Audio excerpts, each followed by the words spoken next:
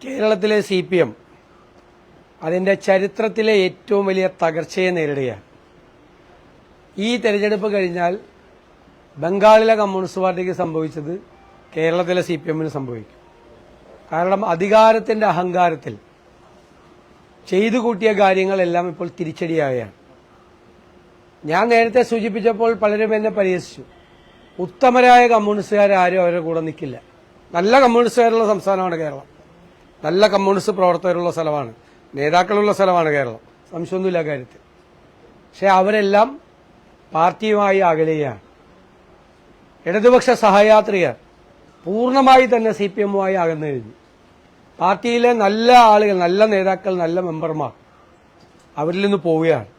കാരണം അവരുടെ ഇന്നത്തെ സംസ്കാരം എന്ന് പറയുന്നത് തീവ്ര വലതുപക്ഷ സംസ്കാരമാണ്. ഒരു കമ്മ്യൂണിസ്റ്റോ ഇല്ല, ഒരു ഇടതുപക്ഷവും ഇല്ല. സംഘപരിവാർ സഞ്ചരിക്കുന്ന അതേ വഴികളിലൂടെയാണ് കേരളത്തിലെ CPM സഞ്ചരിക്കുന്നത്. എല്ലാത്തിനോട് കോംപ്രമൈസ് ചെയ്യാണ്, വർഗീയതയോട് കോംപ്രമൈസ് ചെയ്യാണ്, തീവ്ര വലതുപക്ഷവാദത്തോട് കോംപ്രമൈസ് ചെയ്യാണ്. ഇത് കമ്മ്യൂണിസ്റ്റ് പാർട്ടിയുടെ അടിത്തറ, CPMന്റെ അടിത്തറ കേരളത്തിൽ ഇളകിയിരിക്കുകയാണ്. അതിന്റെ ഏറ്റവും അവസാനത്തെ ഉദാഹരണമാണ് G സുധാകരന്റെ ഇപ്പോഴത്തെ പുതിയ നിലപാടുകൾ. ഇതിനെ മറയ്ക്കാൻ വേണ്ടി സർക്കാരിനെതിരായിട്ടുള്ള അതിശക്തമായ വികാരം ജനങ്ങളുടെ ഇടയിൽ പ്രതിഫലിക്കുമ്പോൾ അത് മറയ്ക്കാൻ വേണ്ടി ഖജനാവിൽ നിന്ന് കോടികൾ എടുത്തുകൊണ്ടുള്ള പ്രചരണങ്ങളാണ് നടത്തുന്നത്. കേരളം ഭരിച്ച ഒരു സർക്കാരും ഖജനാവ് ഇങ്ങനെ കൊള്ളയടിച്ചുകൊണ്ട് തെരഞ്ഞെടുപ്പ് പ്രചരണം നടത്തിയിട്ടില്ല. ഈ ഗവൺമെന്റ് ഇപ്പൊ മുഖ്യമന്ത്രിയുടെ PR വേണ്ടി തന്നെ കോടികളാണ് ഖജനാവിൽ നിന്ന് എടുക്കുന്നത്. തെരഞ്ഞെടുപ്പാകുമ്പോൾ തെരഞ്ഞെടുപ്പിന് നേതൃത്വം കൊടുക്കുന്ന നേതാക്കൾക്ക് അവരുടെ പ്രചരണം നടത്താൻ ഒരു തെറ്റില്ല. പക്ഷേ അത് സ്വന്തം പാർട്ടിയുടെ കയ്യിൽ നിന്ന് വേണം പണം എടുക്കാൻ വേണ്ടി. ഇത് ജനങ്ങൾ അടയ്ക്കുന്ന നികുതി പണം കൊണ്ടാണ് പിണറായി വിജയന്റെ നേതൃത്വം കൊടുക്കുന്ന CPMും പ്രചരണം നടത്തുന്നത്. കോടികളാണ് കേരളത്തിൽ അതിനുവേണ്ടി ചെലവാക്കിയത്. ബില്ലുകൾ ഓരോന്ന് വന്നുകൊണ്ടിരിക്കുകയാണ്. സർക്കാരിൽ ബില്ല് പാസ്സാവുന്നില്ല. 5 മാസമായി 10 ലക്ഷം രൂപയ്ക്ക് മീതെയുള്ള ബില്ലുകൾ പാസ്സാകുന്നില്ല. 10 ലക്ഷം രൂപയ്ക്ക് താഴെയുള്ള പല ബില്ലുകളും വാങ്ങിച്ചു വയ്ക്കുകയാണ്. എല്ലാ ദിവസവും ധനകാര്യ വകുപ്പിലെ ഉത്തരവുകളാണ്. പണത്തിന്റെ നിയന്ത്രണം, പൈസ ഇല്ലാത്തതുകൊണ്ട് നിയന്ത്രണമാണ്. പക്ഷെ ഇതൊന്നും ഗവൺമെന്റിന്റെയോ മുഖ്യമന്ത്രിയുടെയോ PR പ്രചരണങ്ങളെ ബാധിക്കുന്നില്ല. ഒരു സർക്കാരും ചെലവാക്കിയതിനേക്ക് അതിന്റെ എല്ലാ റെക്കോർഡ് ബ്രേക്ക് ചെയ്തുകൊണ്ട് ഈ തെരഞ്ഞെടുപ്പിന്റെ സായാഹ്നത്തിൽ പണം ചെലവഴിച്ചുകൊണ്ടിരിക്കുകയാണ്. തെറ്റായ പ്രചരണമാണ് നടത്തിക്കൊണ്ടിരിക്കുന്നത്. 5 ലക്ഷം വീടുകൾ ലൈഫിൽ നടത്തി, അതാണ് ഒരു വലിയ പ്രചരണം. 10 കൊല്ലം കൊണ്ടാണ് 5 ലക്ഷം വീട് വെച്ചു എന്ന് പറയുന്നത്. ഉമ്മൻചാണ്ടി സർക്കാർ അന്ന് നിലവിലിരുന്ന 5 പദ്ധതികൾ കൊണ്ട് 5 വർഷം കൊണ്ട് 4,43,000 വീടുകൾ വെച്ചിട്ടുണ്ട്. നിയമസഭയിൽ ഈ മന്ത്രിമാർ തന്നെ തന്ന കണക്കുകളാണ്. അപ്പം 4,43,000 വീടുകൾ ഉമ്മൻചാണ്ടി സർക്കാർ വെച്ചു 5 കൊല്ലം കൊണ്ട്. അന്ന് പണി തുടങ്ങിയ വീടുകൾ ഉൾപ്പെടെയാണ്, അന്ന് പണി തുടങ്ങിയ കുറെ വീടുകൾ ഉൾപ്പെടെയാണ് ഇവരുടെ 10 വർഷത്തെ കണക്കാണ് 5 ലക്ഷം. എന്നിട്ട് ഊതി വീർപ്പിക്കുകയാണ് 5 ലക്ഷം 10 കൊല്ലം കൊണ്ടാണ്. അവ യഥാർത്ഥത്തിൽ 2011 മുതൽ 16 വരെയുള്ള യാതൊരു താരതമ്യമില്ല. പവർ കട്ട് ഒഴിവാക്കിയെന്ന് പറയാണ്. നിങ്ങൾക്ക് എന്താണ് സ്ഥിതി? അച്യുതാനന്ദൻ ഗവൺമെന്റിന്റെ കാലത്ത് മുതൽ പവർ കട്ടുണ്ട്. ഇന്ത്യയിലെ മിക്ക സംസ്ഥാനങ്ങളിലുണ്ട്. എന്റെ കാര്യം, പുറത്തു നിന്ന് വൈദ്യുതി കൊണ്ടുവരാനുള്ള പവർ കോറിഡോർ ഉണ്ടായിരുന്നില്ല. പിന്നെ ഉമ്മൻചാണ്ടി സർക്കാർ, ആര്യാടൻ മുഹമ്മദ് വൈദ്യുതി മന്ത്രിയായിരിക്കുമ്പോൾ 25 വർഷത്തേക്ക് ഒരു യൂണിറ്റിന് 4 രൂപ 29 പൈസ നിരക്കിൽ പുറത്തുനിന്ന് വൈദ്യുതി കൊണ്ടുവരാൻ തീരുമാനിച്ചു. അപ്പോഴേക്കും പവർ കോറിഡോർ റെഡിയായി. അത് തന്നെയാണ് 7 കൊല്ലമായിട്ട് ഈ ഗവൺമെന്റ് നടത്തിയത്. സ്ഥലം അദാനി കമ്പനിയിൽ നിന്ന് ഒരു എഗ്രിമെന്റ് ഉണ്ടാക്കാൻ വേണ്ടി ആ കരാർ റദ്ദാക്കി. ഇപ്പോൾ പല സംസ്ഥാനങ്ങളിലും ഇല്ല. പവർ കോറിഡോർ ലഭ്യമായതുകൊണ്ട്, പുറത്തുനിന്ന് വൈദ്യുതി ലഭ്യമാകുന്നതുകൊണ്ടാണ് പവർ കട്ട് ഇല്ലാതായത്. പണ്ട് പുറത്തുനിന്ന് വൈദ്യുതി മേടിച്ചാൽ അതുണ്ടാകാനുള്ള പവർ കോറിഡോർ ഉണ്ടായിരുന്നില്ല. ഇതെല്ലാം തെറ്റായി വ്യാഖ്യാനിച്ച് ഞങ്ങളുടെ കാലം പവർ കട്ടില്ലാത്ത കാലം, പഴയ കാലം, ഇരുണ്ട കാലം. അച്യുതാനന്ദ ഗവൺമെന്റ് ഭരിക്കുമ്പോൾ അങ്ങനെയാണെങ്കിൽ ഇരുണ്ട കാലമാണല്ലോ കേരളത്തിൽ. വ്യാപകമായ തെറ്റായ പ്രചരണമാണ്. അതുപോലെ വൈദ്യുതി ബോർഡ് ലാഭത്തിലാക്കി. വൈദ്യുതി ബോർഡിന്റെ നഷ്ടത്തിലെ 90% കഴിഞ്ഞ വർഷവും 70% ഈ വർഷവും ഗവൺമെന്റ് ടേക്ക് ഓവർ ചെയ്തു. മനസ്സിലായില്ലേ? എന്നിട്ട് വൈദ്യുതി ബോർഡ് ലാഭത്തിലാണെന്ന് പറയാണ്. നഷ്ടം ഗവൺമെന്റ് ടേക്ക് ഓവർ ചെയ്തു. ഞാൻ എന്റെ വീട് നടത്തി കൊണ്ടുപോകുന്നതിൽ 1,00,000 രൂപ എനിക്ക് കടമുണ്ട്. അത് 90,000 രൂപ ഗവൺമെന്റ് ടേക്ക് ഓവർ ചെയ്തിട്ട് ഞാൻ നഷ്ടമില്ലാതെ കടമില്ലാതെയാണ് കൊണ്ടുപോകുന്നതെന്ന് പറയുന്ന പോലെയാണ്. വൈദ്യുതി ബോർഡിന്റെ കടം ഗവൺമെന്റ് ടേക്ക് ഓവർ ചെയ്തിരിക്കുകയാണ്. മനസ്സിലായ? എന്നിട്ട് കള്ളക്കണക്ക് പറയാണ്. വൈദ്യുതി ബോർഡ് ലാഭത്തിലാക്കി, ട്രാൻസ്പോർട്ട് ഡിപ്പാർട്ട്മെന്റ്. ഉമ്മൻചാണ്ടി മുഖ്യമന്ത്രിയായിരിക്കുമ്പോൾ 47,000 ജീവനക്കാരുടെ KSRTCയിൽ. ഇപ്പൊ 22,000 ജീവനക്കാരാ. എവിടെ CITക്കാര്? മിണ്ടുന്നില്ലല്ലോ. എന്നിട്ട് KSRTC ലാഭത്തിലാക്കിയെന്ന് പറയാണ്. വൈദ്യുതി ബോർഡ്, മെഡിക്കൽ സർവീസസ് കോർപ്പറേഷൻ, അതുപോലെ സിവിൽ സപ്ലൈസ് കോർപ്പറേഷൻ, KSRTC എല്ലാം തകർത്ത് തരിപ്പണമാക്കി. കെട്ടിട നിർമ്മാണ തൊഴിലാളികൾക്ക് പെൻഷൻ കിട്ടിയിട്ട് 19 മാസമായി. ഇതെല്ലാം മറച്ചുവെക്കാൻ വേണ്ടിയിട്ട് വ്യാപകമായ കള്ളപ്രചരണങ്ങൾ നടത്തുകയാണ് സർക്കാർ ചെലവിൽ. അതാണ് നടത്തിക്കൊണ്ടിരിക്കുന്നത്. അപ്പൊ അതേ പരസ്യം CPMന്റെ പരസ്യമായിട്ട് മാറുകയാണ്. അതേ പരസ്യം ഇപ്പൊ CPM ഇന്നലെ 2-3 ദിവസമായി ആരംഭിച്ചിരിക്കുന്ന പരസ്യം കഴിഞ്ഞ 3 മാസമായി സർക്കാർ ചെലവിൽ, നമ്മുടെ ചെലവിലാണ് അതേ പരസ്യം നടത്തിയിരുന്നത്. അത് നിങ്ങൾ മനസ്സിലാക്കണം. ഈ ഏറ്റവും വലിയ സാമ്പത്തിക പ്രയാസം അനുഭവിക്കുന്ന കാലത്താണ് ഇതുപോലുള്ള ഒരു കൊള്ള, ഖജനാവിൽ നിന്ന് കൊള്ളയടിച്ചുകൊണ്ടുള്ള ഈ കള്ളപ്രചാരണം നടത്തുന്നത്. ഇതിനൊക്കെ തക്കതായ തിരിച്ചടി ജനങ്ങളുടെ ഭാഗത്തുനിന്നുണ്ടാവും.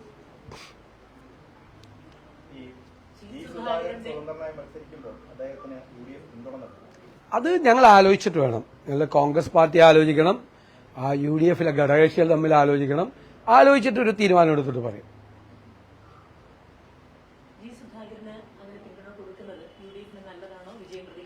അല്ല, എന്തായാലും അദ്ദേഹം ഉത്തമനായ ഒരു കമ്മ്യൂണിസ്റ്റ് ആണെന്നുള്ള കാര്യത്തിൽ ആർക്കും തർക്കമില്ലല്ലോ. ഞങ്ങൾ അദ്ദേഹം അപ്പുറത്ത് നിൽക്കുമ്പോൾ പോലും അദ്ദേഹത്തോട് ബഹുമാനം കാണിച്ചിരുന്ന ആളുകളാണ്. വളരെ ബഹുമാനത്തോടുകൂടി ആദരവോടുകൂടി നോക്കിക്കണ്ടിരുന്ന ആളാണ്. ഞാൻ പല പ്രാവശ്യം പറഞ്ഞിട്ടുണ്ട് അദ്ദേഹത്തോട് ഞങ്ങൾക്ക് ബഹുമാനവും ആദരവും ഉണ്ട്. അപ്പോൾ തീർച്ചയായിട്ടും അദ്ദേഹം മത്സരിക്കുന്ന സാഹചര്യം UDF അത് പരിശോധിച്ച് ആവശ്യമായ തീരുമാനങ്ങളുണ്ട്. ഞങ്ങൾ വിസ്മയങ്ങളുണ്ടാകും എന്ന് പറയുമ്പോൾ നിങ്ങൾക്ക് അത്ര വിശ്വാസം ഉണ്ടായിരുന്നില്ല. ഇനിയും ഉണ്ടാവും വിസ്മയങ്ങൾ. ഇനിയും ഉണ്ടാവുമെന്ന് എത്രയും ഞാൻ പറയുള്ളത്. ഞാൻ കഴിഞ്ഞ 3 ദിവസം മുമ്പ് നിങ്ങളോട് പറഞ്ഞല്ലോ വിസ്മയം ഉണ്ടാവുമെന്ന്. അപ്പം നിങ്ങൾ ചിരിച്ചു. ഇനിയും ഉണ്ടാവും. കാരണം അതിന്റെ ഒരു ട്രെൻഡ് പുതിയുഗ യാത്രയിൽ ഞങ്ങൾ കണ്ടതാണ്. 120-ലധികം സ്റ്റേജുകളിൽ ഞാൻ പങ്കെടുത്ത നിയോജകമണ്ഡലങ്ങൾ. ഒരു 100ഓളം സ്റ്റേജുകളിൽ CPM വിട്ട ആളുകൾ, ലോക്കൽ നേതാക്കൾ കോൺഗ്രസിലും മറ്റ് ഘടകകക്ഷികളിലും ചേരുകയാണ്. ഞാൻ തന്നെ എത്രയോ പേർക്ക് മെമ്പർഷിപ്പ് കൊടുത്തത്. ഞങ്ങളൊക്കെ ഒരുപാട് ജാഥകളിൽ പങ്കെടുത്തിട്ടുള്ളതാണ്. ഇങ്ങനെ കമ്മ്യൂണിസ്റ്റ് CPMൽ നിന്ന് ഒരു ഇറോഷൻ, ഒരു ഒഴുക്ക് ഒരു കാലത്തും ഉണ്ടായിട്ടില്ല. അത് താഴെ തട്ടില്ല. അത് ഭയങ്കരമായി ഞങ്ങൾ അത്ഭുതപ്പെട്ടു. പല സ്ഥലത്തും അറിയപ്പെടുന്ന ലോക്കൽ നേതാക്കളാണ് പാർട്ടി വിട്ട് വരുന്നത്. ഇതൊരു പുതിയ ട്രെൻഡാണ്. ആളുകൾക്ക് മതിയായി. ഇത് ഈ ഭരണത്തിന്റെ സൗകര്യവും അതിന്റെ മറ്റൊന്നും അനുഭവിക്കാത്ത സാധാരണക്കാരായ പാർട്ടിക്കാരാണ്. നല്ല സ്ഥാനങ്ങളിലൊക്കെ ഇരിക്കുന്ന ആളുകളാണ്, അറിയപ്പെടുന്ന ആളുകളാണ്. ഇഷ്ടംപോലെ ആളുകൾ പോവാണ് പാർട്ടിയിൽ നിന്ന്. ഇപ്പൊ പാലക്കാട് കണ്ടില്ലേ? പാലക്കാട് അവരുടെ സമ്മേളനത്തിൽ പങ്കെടുത്തത് പാർട്ടിക്കാരല്ലേ? എത്ര പേരാണ് പോയത്? എത്ര ആളുകളാണ് പോയത്? പയ്യന്നൂരിൽ എന്താണ് സംഭവിച്ചത്? പയ്യന്നൂരിൽ കുഞ്ഞകൃഷ്ണൻ ഒരു യോഗം വിളിച്ചു ചേർത്തപ്പോൾ CPMന്റെ ഏറ്റവും വലിയ കോട്ടയായ പയ്യന്നൂരിൽ എന്തായിരുന്നു ജനങ്ങളുടെ പ്രതികരണം? പാർട്ടിക്കാരുടെ പ്രതികരണം എന്തായിരുന്നു? ഞാൻ അതുകൊണ്ടാണ് പറഞ്ഞത്. നിങ്ങളിത് എഴുതി വെച്ചോ ഇന്ന് ഞാൻ പറഞ്ഞ കാര്യങ്ങൾ. ചരിത്രത്തിലെ ഏറ്റവും വലിയ തകർച്ചയിലേക്ക് കൂപ്പുകുത്തിയാണ് കേരളത്തിലെ CPM. അതാണ് പിണറായി, ഈ 10 വർഷത്തെ പിണറായി ഭരണത്തിന്റെ ബാക്കി പത്രം പാർട്ടിക്ക് കൊടുത്ത ഡാമേജാണ്. CPMന്റെ ജനറൽ സെക്രട്ടറി ആണെങ്കിലും സംസ്ഥാന സെക്രട്ടറി MP ഗോവിന്ദനാണെങ്കിലും മാധ്യമങ്ങളെ കണ്ടപ്പോൾ സുധാകരനെതിരെ ഒന്നും പറയാൻ തയ്യാറായില്ല. എല്ലാം നാളെ പാർട്ടി ചർച്ച ചെയ്യട്ടെ, അതിനുശേഷം പറയാവുന്നതാണ്. ഇനി ഒരു അനുനയ നീക്കമൊക്കെ നടക്കുന്നതിനുള്ള സാധ്യത. അല്ല, ഇത്രയും പരസ്യമായിട്ട് പറഞ്ഞിട്ട് എന്ത് അനുനയ നീക്കമാണ്? പാർട്ടിയുടെ നടപടികളെയും തെറ്റായ കാര്യങ്ങളെയാണ് ഒരു മുതിർന്ന നേതാവ് വിമർശിച്ചിട്ടുള്ളത്. അത് ഞാൻ അവര് പറയട്ടെ, അവർക്ക് അഭിപ്രായം. അവര് പല കാര്യത്തിലും അഭിപ്രായം പറയില്ലല്ലോ. ഗണേഷ് കുമാർ വിഷയത്തിൽ മുഖ്യമന്ത്രി ഇതുവരെ പ്രതികരിച്ചില്ലല്ലോ.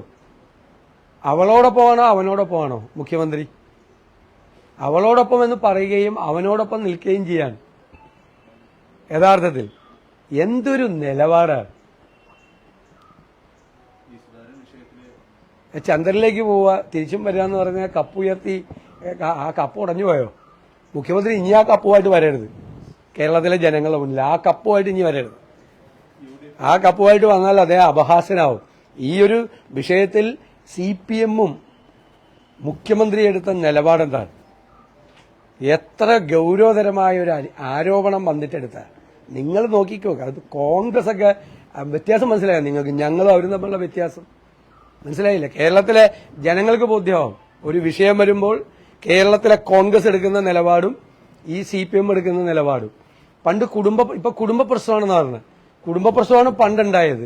ഉമ്മൻചാണ്ടി മന്ത്രിസഭയിൽ ഇദ്ദേഹം ഇരിക്കുമ്പോൾ അന്ന് ഗണേഷ് കുമാർ രാജിവെക്കണം എന്ന് ആവശ്യപ്പെട്ട പാർട്ടി സെക്രട്ടറിയാണ് പിണറായി വിജയൻ. കുടുംബ പ്രശ്നത്തിന്റെ പേരിൽ അല്ല പുറത്താക്കണം എന്ന് ആവശ്യപ്പെട്ടാണ് ഉമ്മൻചാണ്ടി രാജി ചോദിച്ചു വാങ്ങി.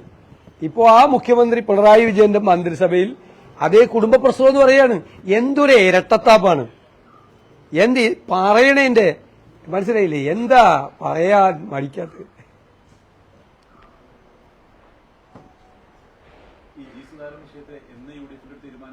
അത് പറയാം, ഞങ്ങൾ ആലോചിച്ചിട്ട് പറയാം. ഞങ്ങളിപ്പോ അതാത് പാർട്ടികളിലെ സ്ഥാനാർത്ഥി നിർണയവുമായിട്ട് ബന്ധപ്പെട്ടുള്ള ചർച്ചകൾ നടക്കുകയാണ്.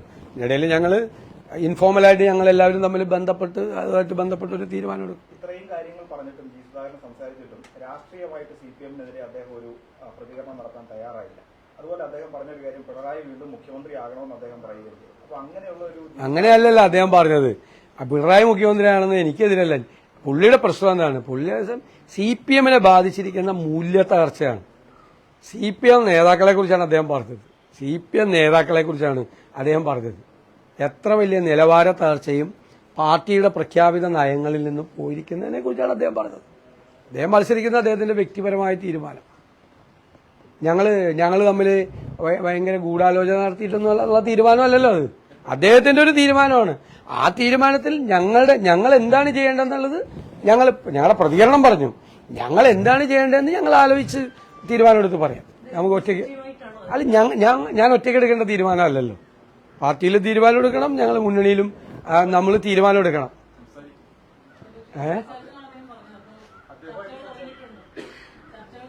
അല്ല, അത് സ്വാഭാവികമായിട്ട് രാഷ്ട്രീയത്തിൽ ഒരു പ്രധാനപ്പെട്ട വിഷയം ഉണ്ടാകുമ്പോൾ തമ്മിൽ ഞങ്ങൾ സംസാരിക്കുമല്ലോ.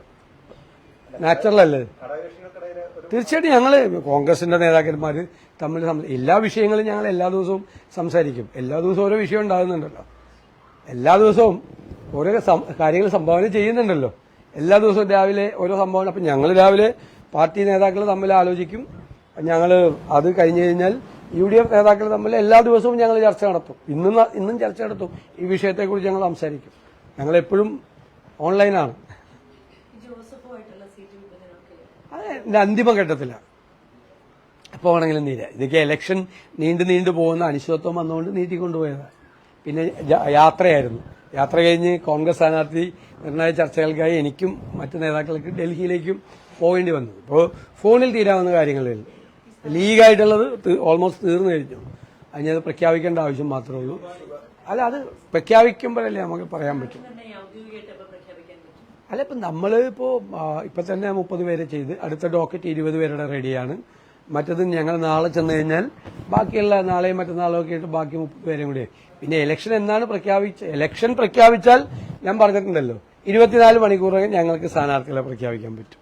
അപ്പൊ അത് ഡേറ്റ് നോക്കിയിട്ടാണ്. ഇപ്പോൾ ഇലക്ഷൻ പ്രഖ്യാപിക്കുമ്പോൾ അത് വല്ല മെയ് ആദ്യവാരത്തിലേക്കാണ് വയ്ക്കുന്നതെങ്കിൽ നമ്മൾ അങ്ങനെ അതുകൊണ്ടാണല്ലോ 8-ാം തീയതി പ്രഖ്യാപിക്കാനിരുന്ന CPM-ഉം അത് വൈകിച്ച്. സ്വാഭാവികമായിട്ട് അത് പറ്റും. അത് പാർട്ടി അവിടെ നിന്ന് എടുക്കേണ്ട തീരുമാനമാണ്. ഒരു പറഞ്ഞിട്ടില്ല ഒന്നും. ഇല്ല അതെല്ലാം അവരെല്ലാം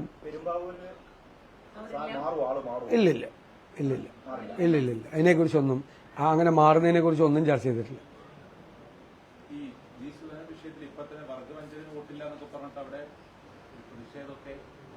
അപ്പൊ നിങ്ങൾ ചോദിച്ച ചോദ്യത്തിന് നിങ്ങൾ തന്നെ ഉത്തരം പറഞ്ഞു. അനുനയിപ്പിക്കാനുള്ള ശ്രമം നടക്കുന്നതിന്റെ ഏരിയയില് അതങ്ങനെയാണല്ലോ. അവരുടെ കൂടെ നിന്ന് പിരിഞ്ഞു കഴിഞ്ഞാൽ ഇനി പണ്ട് പറഞ്ഞ കാര്യം ഒന്നുകിൽ പെണ്ണ് കേസിൽ പ്രതിയാക്കും, അല്ലെങ്കിൽ കളവ് കേസിൽ പ്രതിയാക്കും, അല്ലെങ്കിൽ പറഞ്ഞ് നശിപ്പിച്ചളയും. ഇതാണല്ലോ മെയിൻ പരിപാടി. ഏറ്റവും മെയിൻ പരിപാടി ഇതാണല്ലോ. അതായത് ഈ ആരോഗ്യമന്ത്രി വീണ ജോർജിന്റെ പെടല് പിടിച്ച് KSUക്കാർ തിരിച്ചെന്നും കൈ പിടിച്ച് വലിച്ചു ഒടിച്ചുവെന്നും CPM-ന്റെ സംസ്ഥാന സെക്രട്ടറി നിങ്ങളോട് പറഞ്ഞു ഇല്ലേ? എന്നിട്ട് അദ്ദേഹം പറഞ്ഞു ഞാൻ നുണ പറയാണെന്ന്. മനസ്സിലായില്ലേ? ഇത് പറഞ്ഞില്ലേ? നിങ്ങളോട് പറയില്ലേ പെടല് പിടിച്ച് തിരിച്ചെന്ന്, പിന്നെ കൈ പിടിച്ചോടിച്ചെന്ന് വീണ ജോർജിന്റെ KSUകാര്. അത് CPM സംസ്ഥാന സെക്രട്ടറി പറഞ്ഞില്ലേ? പിന്നെ മുഖ്യമന്ത്രി പറഞ്ഞില്ലേ ജമാഅത്ത് ഇസ്ലാമിയായിട്ട് ഞങ്ങൾക്ക് യാതൊരു ബന്ധം ഉണ്ടായില്ലെന്ന്? പിറ്റേ ദിവസം മാറ്റി പറഞ്ഞില്ലേ? ജമാഅത്ത് ഇസ്ലാമിയെ കുറിച്ച് അദ്ദേഹം സംസാരിക്കുന്ന തെളിവുകൾ ഞങ്ങൾ ഹാജരാക്കിയപ്പോൾ പറഞ്ഞില്ലേ? ആരാ നുണ പറയുന്നത്? കൃത്യമായ നുണ പ്രചരിപ്പിക്കുന്ന ആരാ? CPM ആണ്.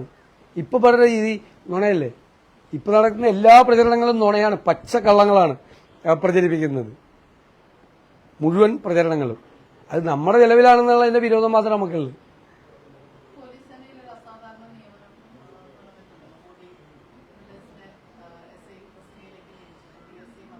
ഞാനത് ശ്രദ്ധിച്ചില്ല. അമ്പലപ്പുഴ MLA കുറച്ചു മുമ്പ് മാധ്യമങ്ങളെ കണ്ടായിരുന്നു. അപ്പോൾ അദ്ദേഹം പറഞ്ഞ ഒരു കാര്യം 15 പാർട്ടി പ്രവർത്തകർ തികച്ച് G. സുധാകരന്റെ കൂടെ പാർട്ടി വിടില്ല എന്നാണ് പറഞ്ഞത്. അതിനോട് എങ്ങനെയാണ്? ഞാനതിനോട് യോജിക്കുന്നില്ല. അദ്ദേഹം നല്ല ഉത്തമരായ കമ്മ്യൂണിസ്റ്റുകാർ അദ്ദേഹത്തോടൊപ്പം ഉണ്ടാവും, അദ്ദേഹം എടുത്ത തീരുമാനത്തിന്റെ കൂടെ ഉണ്ടാവും, ഒരു സംശയവും വേണ്ട. പിന്നെ മാത്രമല്ല ശ്രീ പിണറായി വിജയനും VS അച്യുതാനന്ദനൊക്കെ പ്രതാപികളായി നിൽക്കുന്ന കാലത്ത് ജില്ലാ പാർട്ടിയുടെ യഥാർത്ഥ നേതാവ് ശ്രീ G. സുധാകരനായിരുന്നു. അദ്ദേഹത്തിന് പാർട്ടിയിൽ അത്രയും സ്വാധീനമുള്ള ഒരാളാണ്. അദ്ദേഹത്തെ ഇഷ്ടപ്പെടുന്ന ധാരാളം ആളുകൾ പാർട്ടിയിൽ, മറ്റു പാർട്ടിയിൽ നിൽക്കുന്ന ഞങ്ങൾക്ക് പോലും ആദരവുണ്ടാക്കിയ ഒരാളാണ് അദ്ദേഹം. ഞാനിത് ഇപ്പോഴല്ല പറയുന്നത്, അദ്ദേഹം മന്ത്രിയായിരിക്കുമ്പോൾ ഞാൻ നിയമസഭയിൽ പറഞ്ഞിട്ടുണ്ട്. അദ്ദേഹം മന്ത്രിയായിരിക്കുമ്പോൾ ഞാൻ അച്യുതാനന്ദൻ മന്ത്രിസഭയിലെ 8ഓളം മന്ത്രിമാർക്കെതിരായിട്ട് അഴിമതി ആരോപണം ഉന്നയിച്ച ആളാണ്. അന്ന് ഞാൻ ഇദ്ദേഹത്തെക്കുറിച്ച് നിയമസഭയിൽ പറഞ്ഞിട്ടുണ്ട്, ഇത് നീതിമാനായ ഒരു മന്ത്രിയാണെന്ന്. അത്ര ആദരവ് ഞങ്ങളിലുണ്ടാക്കിയ ഒരാളാണ്, സ്വന്തം പാർട്ടിക്കാരിലുണ്ടാക്കില്ല അദ്ദേഹം. സ്വാഭാവികമായിട്ടും എനിക്ക് അദ്ദേഹത്തെ വ്യക്തിപരമായി വളരെ ആദരവാണ്. അദ്ദേഹം മന്ത്രിയായിരിക്കുമ്പോഴും MLA ആയിരിക്കുമ്പോഴും ഒക്കെ ഞാൻ വളരെ നമുക്ക് ഉണ്ടാവുമല്ലോ, ഇപ്പൊ അപ്പുറത്തെ പാർട്ടിയിൽ നമുക്ക് ഇഷ്ടമുള്ളവരുണ്ടാവില്ലേ, അങ്ങനെ ഇഷ്ടമുണ്ടായിരുന്ന ഒരാളാണ്. ഞാനിത് അദ്ദേഹം പാർട്ടി വിട്ടതുകൊണ്ടല്ല പറയുന്നത്. അദ്ദേഹം മന്ത്രിയായി ഇവിടെ ഒരു പാല ഉദ്ഘാടനത്തിന് ഇവിടെ വന്നപ്പോഴും ഞാൻ എന്റെ സ്റ്റേജിൽ നിന്ന് പ്രസംഗിച്ചിട്ടുണ്ട്. അങ്ങനെ അധികം മന്ത്രിമാരെ പറ്റിയൊന്നും നമുക്ക് പറയാൻ പറ്റിയിട്ടില്ലല്ലോ. പറഞ്ഞിട്ടുള്ള ആളാണ്. അദ്ദേഹത്തിന് ഒരു പ്രത്യേകതയും സവിശേഷതയൊക്കെ ഉണ്ട്. അഴിമതി തൊട്ടുതീണ്ടാത്ത ഒരാളാണ്, നല്ല പൊതുപ്രവർത്തകനാണ്, നല്ല അഡ്മിനിസ്ട്രേറ്റർ ആയിരുന്നു, ഒരുപാട് പ്രത്യേകതകളുള്ള ഒരാളാണ്. നമ്മൾ അപ്പുറത്തും ഇപ്പുറത്തും ഒക്കെ നിൽക്കുമ്പോഴും നമ്മളിത് പറഞ്ഞിരുന്ന ഒരാളാണ്. അല്ല, ഞാൻ അതിനെക്കുറിച്ച് ഞങ്ങളൊരു അസസ്മെന്റ് നടത്താതെ ഇപ്പൊ അദ്ദേഹത്തിന് വിജയസാധ്യതയാണെന്നുണ്ടെങ്കിൽ ഞങ്ങളുടെ സ്ഥാനാർത്ഥി അവിടെ വന്നാലോ? അങ്ങനെയൊന്നും പറയാൻ പാടില്ല. ഞങ്ങൾ അതിൻ്റെ അകത്ത് പൊളിറ്റിക്കലായിട്ടുള്ള തീരുമാനം പറയട്ടെ. ഞങ്ങൾ അവിടുത്തെ രാഷ്ട്രീയ സാഹചര്യങ്ങളും ഇപ്പോഴത്തെ പൊളിറ്റിക്കലായിട്ടുള്ള സിറ്റുവേഷനും ഞങ്ങൾ അസസ് ചെയ്തിട്ട് UDF ഒരു തീരുമാനം പറയും. ഇപ്പോഴേ ഞാൻ കയറി അഡ്വാൻസ് ആയിട്ട് എന്തെങ്കിലും പറഞ്ഞാൽ അവരെ പറയാൻ പാടില്ലല്ലോ. അല്ല, അത് വരട്ടെ, തീരുമാനം വന്നില്ലല്ലോ. ഹൈപ്പോത്തറ്റിക്കൽ ക്വസ്റ്റ്യൻ ആണ്, സാങ്കല്പിക ചോദ്യമാണ്. തീരുമാനം വരട്ടെ. അങ്ങനെ തീരുമാനം വന്നു കഴിയുമ്പോൾ ഈ ചോദ്യത്തിന് പ്രസക്തിയുണ്ട്. ഈ അടുത്ത കാലത്ത് വാർത്താ സമ്മേളനത്തിൽ സംസാരിക്കുമ്പോൾ നല്ല കമ്മ്യൂണിസ്റ്റുകൾ അല്ലെങ്കിൽ നല്ല ഇടതുപക്ഷം തുടർച്ചയായിട്ട് പറയുന്നു, നല്ല കമ്മ്യൂണിസ്റ്റ് ഇപ്പോഴല്ല, പണ്ടുപോലെ ഞാൻ പറയാറുണ്ട്. പണ്ടുപോലെ പറയാറുണ്ട്. കാരണം എന്താ വെച്ചാൽ അവരൊരു ഐഡിയോളജിയിൽ വിശ്വസിച്ച് നല്ലത് വരും എന്ന് വിചാരിച്ച് നടക്കുന്നവരാണ്. എനിക്ക് പൊതുപ്രവർത്തകരെ പൊതുവെ ബഹുമാനമാണ്. മറ്റ് രാഷ്ട്രീയ പാർട്ടികളിൽപ്പെട്ട ആളുകളെയൊക്കെ നല്ല ബഹുമാനത്തോടു കൂടി നോക്കിക്കാണുന്ന ഒരാളാണ് ഞാൻ. നല്ല പൊതുപ്രവർത്തകരില്ല അവർക്കൊരു ഐഡിയ. ഇപ്പൊ ഞാൻ കോൺഗ്രസ്സുകാരനായി, അതുകൊണ്ട് രാജ്യത്തെ എല്ലാവരും കോൺഗ്രസ്സുകാരനാണോ എന്ന് എനിക്ക് പറയാൻ പറ്റുമോ? അവരാ ഐഡിയോളജിയിൽ വിശ്വസിച്ചായി നല്ലത് വരണം, നല്ലത് വരും എന്നുള്ള വിശ്വാസം. ഇടതുപക്ഷ സഹയാത്രികർ ഞാൻ വളരെ ബഹുമാനത്തോടു കൂടി നോക്കിക്കാണുന്ന ആളുകളാണ്. കാരണം അവർ ഇടതുപക്ഷമാണ് നല്ലത്. ഇടതുപക്ഷം വന്നാൽ നല്ല കാര്യം ഉണ്ടാവും, അടിസ്ഥാന വർഗത്തിന്റെ കാര്യങ്ങൾ അഡ്രസ് ചെയ്യും. ഇതൊരു പെർസെപ്ഷനാണ് പണ്ടുപോലെ. പക്ഷെ അവരെല്ലാം തകർന്നുപോയി മാനസികമായി ഈ 10 വർഷത്തെ ഭരണം കണ്ടു കഴിഞ്ഞപ്പോൾ. മനസ്സിലായില്ലേ? അപ്പൊ അവർക്ക് തോന്നി അതിനേക്കാൾ ബെറ്റർ ഞങ്ങളാണെന്ന് തോന്നി. അതിനേക്കാൾ ബെറ്റർ ആയിട്ടുള്ള പ്രോഗ്രസീവ് ആയിട്ടുള്ള സ്റ്റാൻഡ് ഞങ്ങൾക്കാണ്. ഞാനതുകൊണ്ടാണ് ഞങ്ങൾ നെഹ്റുവിയൻ ലെഫ്റ്റ് ആണെന്ന് പറഞ്ഞത്. ഞങ്ങളാണ് അടിസ്ഥാന വർഗത്തിന്റെ കാര്യങ്ങളിൽ ഞങ്ങൾ ചർച്ച ചെയ്യുന്ന ആളുകളാണ്. ഞങ്ങൾക്കാണ് നിലപാടുകളുള്ളത്, ഞങ്ങൾക്കാണ് സെക്യുലർ നിലപാടുകളുള്ളത്. വർഗീയ വിഷം ചീറ്റുന്ന ആളുകളുമായി കോംപ്രമൈസ് ചെയ്യാത്തവരാണ് ഞങ്ങൾ. മനസ്സിലായില്ലേ? അപ്പൊ അതുണ്ട്. അപ്പൊ അതിനൊരു ആദരവ് അവരുടെ ഭാഗത്തു നിന്നുണ്ട്. അതുകൊണ്ടാണ് ഇത് വലിയ ബ്രോഡർ പൊളിറ്റിക്കൽ പ്ലാറ്റ്ഫോം ആയത്. താങ്കളുടെ ചോദ്യം വളരെ റെലവന്റ് ആയിട്ടുള്ളൊരു ചോദ്യമാണ്. അതുകൊണ്ടാണ് ഞാൻ പറഞ്ഞത്, ഞാൻ ഇപ്പൊ പറഞ്ഞു തുടങ്ങിയതല്ല, ഇത് കുറെ നാളായി പറഞ്ഞു തുടങ്ങിയതാ, ഇലക്ഷൻ വന്നപ്പോൾ പറയുന്നതല്ല. ഇതൊരു ബ്രോഡർ പൊളിറ്റിക്കൽ പ്ലാറ്റ്ഫോം ആയത് അതുകൊണ്ടാണ്. കുറെ രാഷ്ട്രീയ പാർട്ടികളുടെ കോൺഫെഡറേഷൻ എന്നതിനപ്പുറം കുറെ ആളുകൾക്ക് സ്പേസ് ഉണ്ട് അതിൻ്റെ അകത്ത്. ആളുകൾക്ക് താല്പര്യമുണ്ട് ഞങ്ങളോട് സഹകരിച്ച് പ്രവർത്തിക്കുക. അവർ ഞങ്ങളുടെ മെമ്പർമാരോ അസോസിയേറ്റ് മെമ്പറോ ഒന്നുമല്ല. പക്ഷേ ഞങ്ങളിലൊരു വിശ്വാസമുണ്ട്, ഒരു വിശ്വാസ്യത ഞങ്ങൾ ഉണ്ടാക്കിയിട്ടുണ്ട്. ഞങ്ങൾ അങ്ങനത്തെ കാര്യങ്ങൾ ചെയ്യുള്ളൂ, തെറ്റായ കാര്യങ്ങൾ ചെയ്യില്ല, വേണ്ടാത്ത കാര്യങ്ങൾ ചെയ്യില്ല. അതിന് കർക്കശം എന്ന് പറഞ്ഞ നിലപാട് ഞങ്ങൾക്കുണ്ട്. എല്ലാ കാര്യങ്ങൾക്കും ഞങ്ങൾക്കൊരു സ്റ്റാൻഡ് ഉണ്ട്.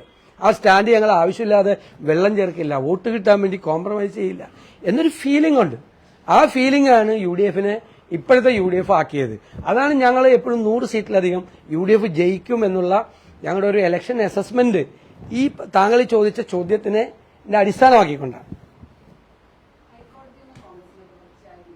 എന്തുപറ്റി? അതല്ല, നമ്മൾ ഈ വിഷയം നിയമപരമായി നേരിടുമല്ലോ. ഇപ്പൊ ഡാറ്റ ചോർച്ച ഒരു നിയമത്തിന്റെ ലംഘനം നടന്നിട്ടുണ്ട്. നിങ്ങളുടെ ഒരു പേഴ്സണൽ ഡാറ്റ പ്രൊട്ടക്ഷൻ നിയമമുണ്ട് ഇല്ലേ? നിങ്ങളുടെ ഒരു ഡാറ്റ എടുത്തുകൊണ്ട് വേറെ ആവശ്യങ്ങൾക്ക് വേണ്ടി മിസ്യൂസ് ചെയ്യാൻ പാടില്ല. അത് ഞങ്ങൾ പൊളിറ്റിക്കലായിട്ടും നിയമപരമായിട്ടും ചോദ്യം ചെയ്തു. ഹൈക്കോടതി വേറെ വിധിയുണ്ടായെന്ന് പറഞ്ഞ് ഞങ്ങൾ സുപ്രീം കോടതി പോകും. സംശയം എന്താ? അതിനെന്താ? അതുകൊണ്ടെന്താ എല്ലാ കേസും ജയിക്കുമോ? ആ ജഡ്ജ് വേറെ സ്റ്റാൻഡ് എടുത്ത് ഞങ്ങൾക്ക് അതിനോട് യോജിപ്പില്ല. ഡാറ്റാ പ്രൊട്ടക്ഷൻ നിയമത്തിന് വിരുദ്ധമായൊരു വിധിയാണ്. അതുകൊണ്ടാണ് ഞങ്ങൾ അപ്പീൽ പോകാൻ പോണത്.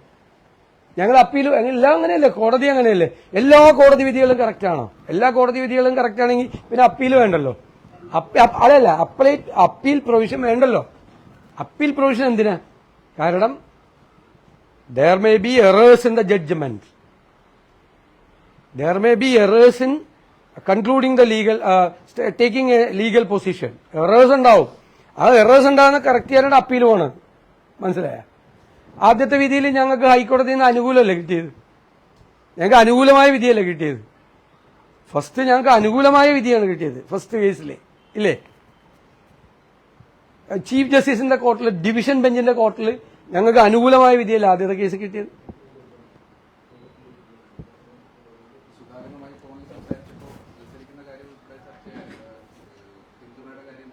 ഞാൻ പറയില്ല, ആ വിഷയം നമുക്ക് സംസാരിക്കാം. ഒരു കാര്യം സുധാകരൻ CPM-നെ ചതിച്ചു എന്നായിരുന്നു സജി ചെറിയാൻ പറഞ്ഞത്. അതുപോലെ മറ്റു ചില പ്രാദേശിക നേതാക്കൾ, ഉദാഹരണത്തിന് അമ്പലപ്പുഴ ഏരിയ സെക്രട്ടറി ഇപ്പോൾ പ്രതികരിച്ചിട്ടുണ്ട്, സുധാകരൻ അധികാരത്തോട് ആർത്തിയാണ് എന്നാണ് പറയുന്നത്. അപ്പൊ ആ രീതിയിൽ അതിനൊക്കെ അദ്ദേഹം തന്നെ മറുപടി പറഞ്ഞിട്ടുണ്ടല്ലോ. ജില്ലയിൽ അദ്ദേഹത്തിനെതിരായിട്ട് ആ രീതിയിൽ CPM-ന്റെ ഒരു അല്ല, അതിനൊക്കെ അദ്ദേഹം തന്നെ മറുപടി പറഞ്ഞിട്ടുണ്ടല്ലോ.